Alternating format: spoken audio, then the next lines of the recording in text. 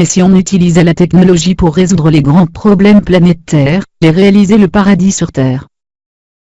La technologie a créé de nouveaux cauchemars, en donnant à l'homme le pouvoir de détruire la planète, et d'y anéantir le fruit de 4 milliards d'années d'évolution. Et si l'humanité prenait conscience, que la technologie lui donne, aussi tous les moyens de résoudre les grands problèmes planétaires? Une utilisation intelligente de la technologie pourrait permettre d'éradiquer la famine dans le monde, d'augmenter le niveau d'éducation et de culture, d'éliminer presque totalement le travail humain, et développer des sources d'énergie et des transports non polluants. Et si on utilisait la technologie pour restaurer la nature que l'on a détruite?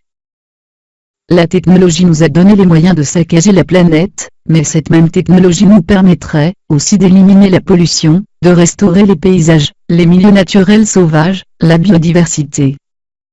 Et si on créait un environnement idyllique alliant nature, technologie, et nouvelle architecture? 2025. La planète est sauvée. Le CO2 est en baisse et les menaces de réchauffement climatique se sont éloignées. Mieux encore, la technologie est désormais pleinement utilisée pour restaurer les paysages et la biodiversité. Des espèces animales disparues sont ressuscitées par les généticiens. Des écobotanistes aident les forêts à se reconstituer. Les traces de l'urbanisation anarchique du XXe siècle commencent à être effacées. Une nouvelle architecture est apparue, au style aérien et futuriste.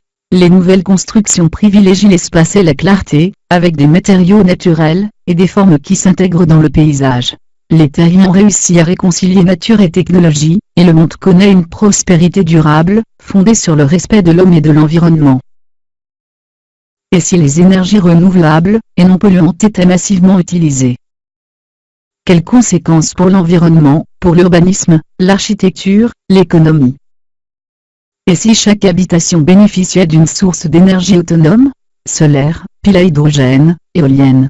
L'hydrogène, carburant du futur.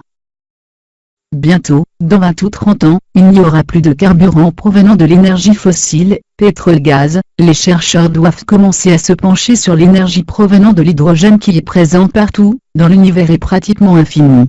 Tout devra, dans un futur pas très lointain, fonctionner à l'hydrogène pour que l'humanité continue de se développer. Et si le dirigeable devenait l'un des moyens de transport les plus utilisés, pour les voyageurs comme pour les marchandises? Nous avons aujourd'hui la capacité de fabriquer des dirigeables non polluants, très fiables, et de plus, silencieux. Les plus gros pourraient dans un premier temps embarquer plusieurs centaines de personnes. Pourquoi pas un Paris-New York en dirigeable confortable et spécialement aménagé? Pourquoi pas prendre le temps de voyager et d'observer le paysage qu'on survole? Pourquoi pas faire le transport de marchandises dans les airs? Quelles seraient les répercussions sur l'environnement et sur nos réseaux routiers et ferroviaires, si on construisait un grand parc de dirigeables nouvelle génération? Sauver les forêts, la cellulose dans la culture bactériologique. Comme nous avons réussi à le faire pour beaucoup de molécules complexes, trop coûteuses à produire en laboratoire. Si l'on développait une bactérie qui puisse produire en tant qu'excrément, la cellulose si précieuse pour produire notre papier. Il suffirait de construire d'immenses bassins remplis d'un liquide nourrissant, et d'y mettre 3 ou 4 bactéries. Elles se reproduisent et nous fournissent cette cellulose en grande quantité.